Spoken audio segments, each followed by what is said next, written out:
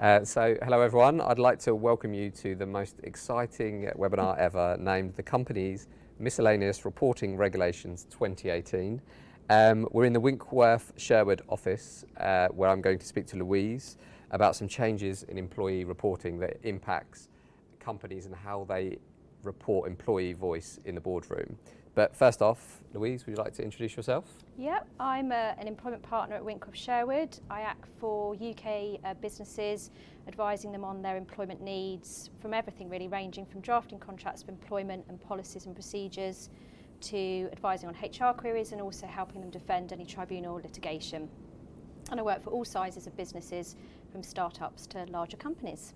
So I'm Matt Phelan, and I'm a co-founder of a business called The Happiness Index, and we do employee and customer voice. So that's why I wanted to speak to Louise about how we could work together to help companies with this new change. Louise, can you actually just kick off and explain what this really exciting subject is and what's actually happening? Yeah, so it's a new piece of legislation that's come into force called the Company's Miscellaneous Reporting Regulations. And it provides for changes in corporate reporting. And as you just mentioned, we're looking at the changes in relation to employee engagement in this webinar today. And the new regulations provide that directors' reports have to provide a statement on three things now. Firstly, how do companies engage with their employees? Secondly, how the directors have had regard to the interests of the employees, and thirdly, what effect that has had, including on principal decisions taken by the company. Yep. And the new reporting regulations apply to financial years starting on or after the 1st of January this year. So we'll start to see these new statements being included in reports from 2020. And what type of companies need to be doing this? So it's UK incorporated companies, and that's whether they're listed or unlisted, with more than 250 UK employees. Yeah. So it only applies to companies, so not limited liability partnerships like my firm or other law firms or professional services firms. And there are various things in the legislation about how you calculate whether or not you've got 250 employees or more across the course of the financial year. And the important thing to note there is it's wider than just your traditional employee, a full-time employee. It would also cover part-time employees, fixed-term employees, and also workers, so 0 hours workers at all. Yep. So you need to include all of those numbers when deciding whether the company falls within the ambit of the legislation. Right. So just to get it clear, if we're a company, we've got 250 employees. Yeah. When's our first board meeting need to have that report in?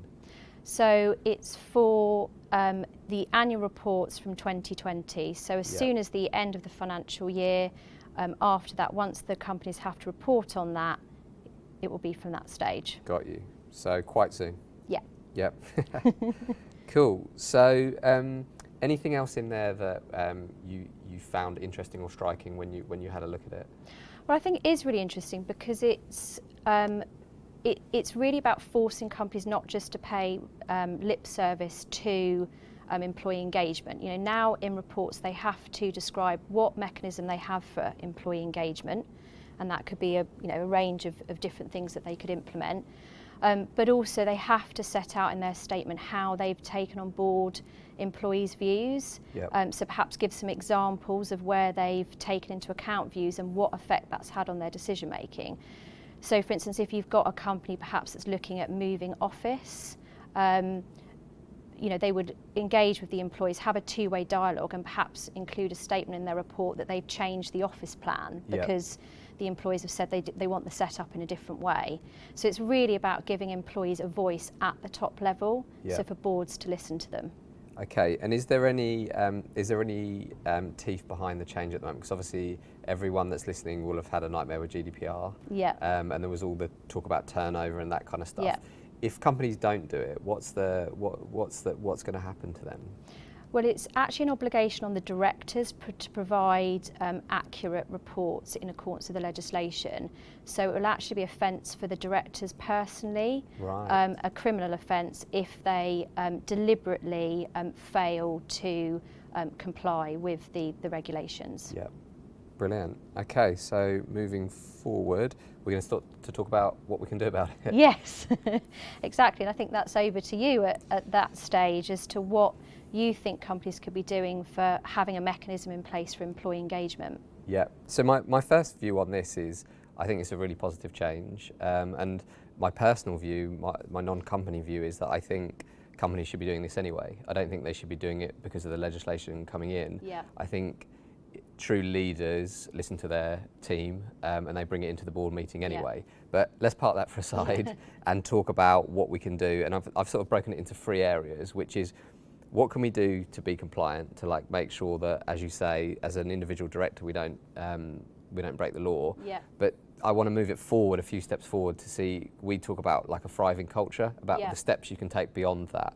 And people often think, especially with things like GDPR, I think there's a lot of money associated to this. But again, I think these are basic things that you should be doing anyway.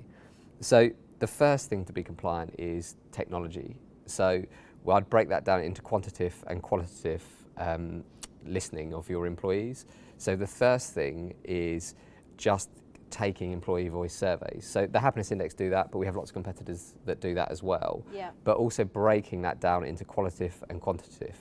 Now, historically, that's quite a big project for a company to do, but now with the technology that's available, companies can be set up and running those types of surveys within minutes and seconds, and especially companies where you get above 1,000 employees, where you get a lot of data, there's a lot of technology like artificial intelligence that can help dissect that information and pull it into a board report and, for example, give the board the top 5 things that they think that should be prioritised based on what the employees are saying. So there's a mix of using technology to give your employees more voice. Yeah. So they're the first things. We have technology that is employee voice that does qual and quant. So that can be set up in weeks. So I don't think anyone needs to worry about like the timing frame behind this. But the next stage is what we call the insight pathway. So a lot of people who'll be listening will talk about data and insight. And for us, to be compliant with the legislation, that's about putting data into the boardroom. But what we would recommend is the next stage forward, which is what we would call insight. So insight is actually understanding that data. So as an accompanying to this webinar, it's not time to go through this, but our pathway, which I'll read out, goes from data to information to associations to insight to wisdom. And what that means is it's all very well doing the first stage, which is listening to your employees, but you actually need to understand why they're saying it. So what's the sentiment behind it? And the other final point on that is that people always assume that what the employees are going to suggest is going to be negative or bad. There's a fear about this, but quite often it's really positive stuff that can help move the company forward. They're the first 2 stages. The third stage would be what we call a cultural dashboard. So that's where you get more sophisticated and you start to visualize the interactions and relationships between what employee voice is telling you and what customer voice is telling you. Because most people who haven't done this before, it tends to be the HR team look after employees and the marketing team look after customers. But there's a huge correlation between how you look after employees and how your customers feel, and therefore your profitability. So in my opinion, companies should use this to go to the third stage, which is understanding the importance of relationships, which law firms, you guys get that, you understand this. You understand that the future of your business depends on the relationships that your partners have with your customers. So the way that you treat your partners is ultimately going to feed through into your customers. So they're the three stages that we would take through, which is first is to collect it with technology, but secondly to use human insight to understand it, and third one to look beyond and start correlate between things like customer voice. So Louise, we've obviously jumped from what's happening to going through to what you could do about it, but for people that have been listening, can you just summarise in 2 sentences the change that is coming? So it's new employee engagement reporting requirements for companies with more than 250 UK employees, that they have to report on what employee engagement that they're undertaking and how that's had an impact on their decision making. Yeah, brilliant. That's been really useful for me. And do you want to summarise your bit in a couple of sentences? In a couple of sentences, listen to your employees and include it in the board report. It Yeah. sounds like, when I read it out right at the beginning, let's go back, the company's miscellaneous reporting regulations 2018, it sounds really scary, but it's actually quite simple. It's listening to your employees and including it in the board report. Yeah. So on to the last bit, Louise. So this is your insight bit. What's your Yeah. one bit of advice for companies? Well, I think it's really echoing what you've just said, that I think it is really important, no matter what the size of a company, to listen to your employees and for that to be, for their voice to be heard at the top level. Because if you've got an engaged workforce, then it's going to be a much more productive company, and you're going to have a really engaged and thriving workforce. Yep. And your takeaway from today? Is don't be scared of the legal stuff. There's people like Louise that can help you. Understand it, take time to understand it like we've done today, but then use it as an opportunity to improve your company. Brilliant. Thank you. Louise, just want to say thank you, and to Winkworth Sherwood for letting us use your amazing office. You can't see it behind the camera, but there's an amazing view of London. Thank you for your time. Thank you. Thanks, Louise.